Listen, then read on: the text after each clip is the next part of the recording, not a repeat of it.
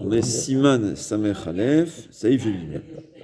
Achar Pasuk Rishon. Après avoir dit le premier Pasuk qui est Shema Israël, Tzarich Lomar, Baruch, Shem, Kevod, Malchuto, Leolam Vaed, Bechashai. À voix basse. Ouais.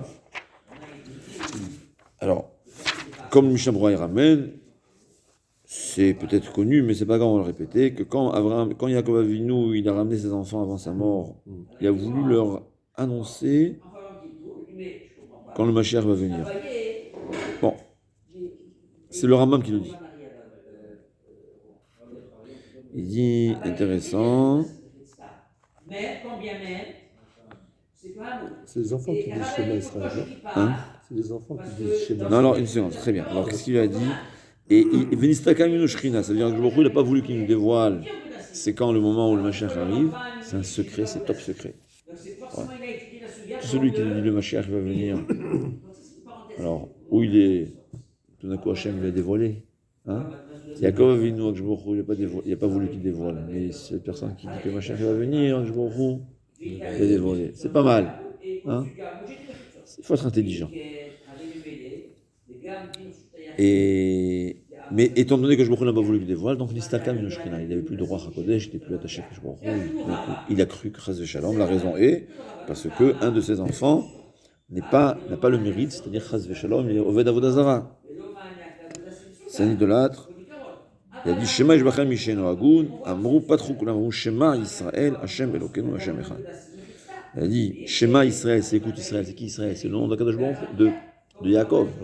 Écoute Israël, Hashem Elokenu, Hashem Echad, Hashem qui est notre Dieu, il est unique. C'est-à-dire, on n'a pas d'autres croyances qu'Akadosh Baruch Hu. Et donc, Yaakov a venu répondu Baruch Shem Kevod Malchuto Leolam Vaed. Béni est Hashem, c'est quoi Kevod Malchuto? Alors, en vérité, c'est comme si je dis et je bénis l'honneur d'Akadosh Baruch Hu et le royaume d'Akadosh Baruch Hu. Kevod et Malchuto. Seulement on dit Shem, c'est quoi Shem, le nom? Qu'est-ce qu'il dit? Explique Rav Shlomo Zalman Auerbach, c'est l'explication que je me souviens, il y a peut-être d'autres. Qu'il dit, c'est-à-dire, parce que Kavod, c'est comme, on ne sait pas ce que c'est Hashem. C'est impossible de savoir en fait. Même Moshe Rabbeinu, ce qu'Hachem a dévoilé, c'est pas vraiment Hashem. L'honneur d'Hachem, Malchut d'Hachem, on ne sait pas ce que c'est. On parle de l'appellation. Je bénis ce qu'on appelle, nous, le Kavod. Ce que nous, on appelle la Malchut, le royaume d'Hachem. Parce que le royaume lui-même d'Hachem, je ne peux pas bénir quelque chose, je n'ai aucune notion de ce que c'est. Et pourquoi ça a été dit ici? C'est justement, ça fait partie de Kabbalat al-Malchut Shemaï. Ouais. Ça fait partie de Shema Israël, qu'on accepte le fait qu'Akadosh Baruch Hu il est unique, et donc on est soumis à Akadosh Baruch Hu. On continue en bénissant Hachem que justement son royaume se développe, son royaume, et on sera encore plus soumis à lui en fait. C'est ce que ça veut dire. Parce qu'il faut savoir, c'est très intéressant. Les tzadikim, même dans leur lamaba, ils continuent à avancer dans leur proximité avec Akadosh Baruch Hu, dans leur, ça veut dire, soumis à leur soumission à Akadosh Baruch Hu. Il y a des niveaux dans ça. Et très intéressant, la Gemara a dit, maintenant comme ça, comment on va faire? Ne pas le dire, c'est un problème. Pourquoi le dire, c'est un problème? Parce que c'est pas écrit dans le Chumash. Moshe Rabbeinu ne l'a pas dit. Ne pas dire, c'est pas bien, parce que les enfants, nos ancêtres l'ont dit. C'est la raison pour laquelle on le dit à voix basse. C'est un signe aussi de dire, de montrer que ça ne fait pas partie vraiment du Chumash. Parce que c'est pas écrit dans le Chumash, Baruch Shem Kevod Malchuto Leolam Vaed. Dans la paracha de Shema, c'est pas écrit Baruch Shem Kevod Malchuto, c'est une tradition orale qui nous a été indiquée que Yaakov Avinu, c'est ce qu'il a répondu quand il a entendu Shema Israël. Donc nous aussi, on doit se répondre. Et ces mots-là comptent dans le nombre de mots qu'il faut dire pour le Shema. Baruch Shem Kevod Malchuto Leolam Vaed. Ah, je sais pas. Je pense pas. Non. Je suis pas sûr. Parce que là, il y a une discussion. Quelqu'un qui n'a pas dit Baruch Shem Kevod Malchuto Leolam Vaed, est-ce que... Tu as compté? J'ai compté les lettres. Oui, c'est avec Baruch Shem Kevod Malchuto Leolam Vaed? Ouais. Ah, d'accord. Parce que ici, le Mishnah Berurah, il ramène, est-ce qu'on doit répéter ou pas? Quelqu'un qui a dit Kirat Shema, tout d'un coup, il s'est rappelé qu'il a oublié de dire Baruch Shem Kevod Malchuto Leolam Vaed. Est-ce qu'il a été exempté ou pas? Dans le Shema qu'on dit le matin, il y a aussi. Oui, mais lui, il a dit oralement, il a oublié.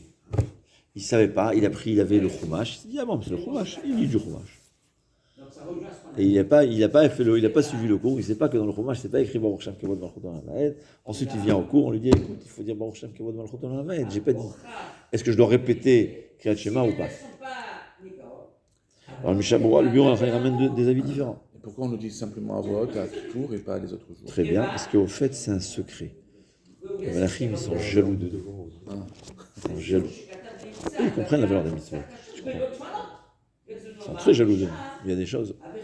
Mais quand, comme à Kippour, on est comme des Malachim, ils nous confondent. Ils croient qu'on en fait partie d'eux. Ça, c'est écrit. Le même roi, je vous dis. D'ailleurs, il y a Anna Bekoach, il y a qui chante. Ouais, Anna Bekoach. Ou bien, il y a qui le chante dans la synagogue de mon père, il chante ça, Erev Shabbat. Après les Chadouni, avant les Chadouni, je me souviens pas, avant les Chadouni. Et à la fin, c'est écrit Baruch Shem Kevod Malchut Olam Vaed, il faut le dire à voix basse. Il faut faire attention de ne pas continuer le chant dans Baruch Shem Kevod Malchut Olam Vaed. Peut-être qu'il y a qui se permettent de le chanter à voix haute parce que ça fait partie du Kriyat Shema. Mais je ne pense pas. Parce qu'on voit que Baruch Shem Kevod Malchut Olam Vaed, même quand il n'est pas avec Shema Israël, je sais pas, j'ai un doute. En tout cas, c'est dans les livres, dans les Sidorim, c'est écrit qu'il faut dire à voix basse. Baruch Shem Kevod Malchut Olam Vaed, il faut le dire à voix basse. Peut-être quand c'est un chant, non? Je ne sais pas. Mais c'est sûr qu'en principe, il faut dire à voix basse. On continue.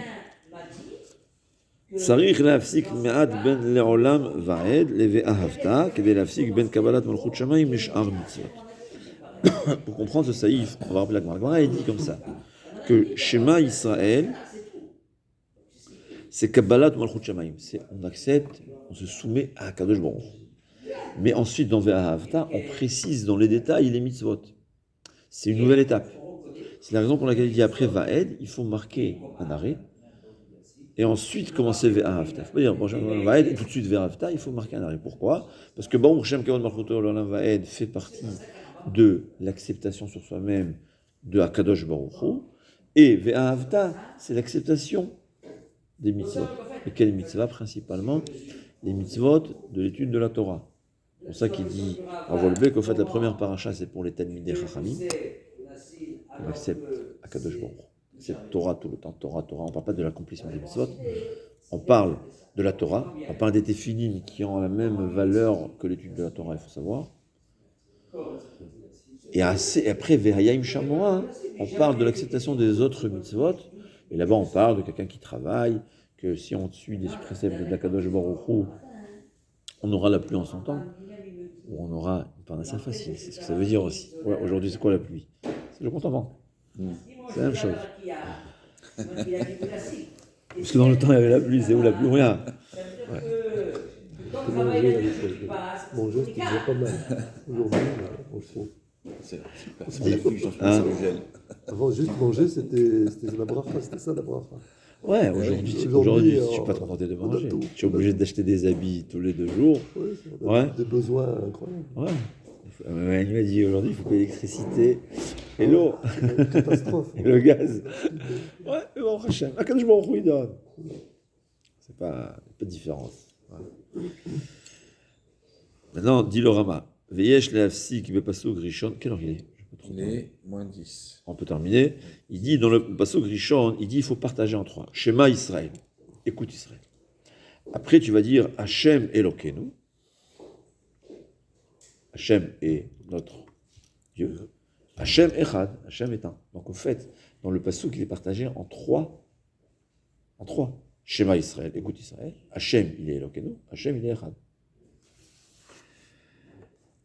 Kedeshe Nishma, Shema Israël, qui est Hachem, Shehu Elokeinu. Et que ça veut dire Hachem, qui est notre Dieu à nous. C'est pas notre Dieu à nous et il y en a d'autres aux autres. Non. Hachem Echad, il est unique.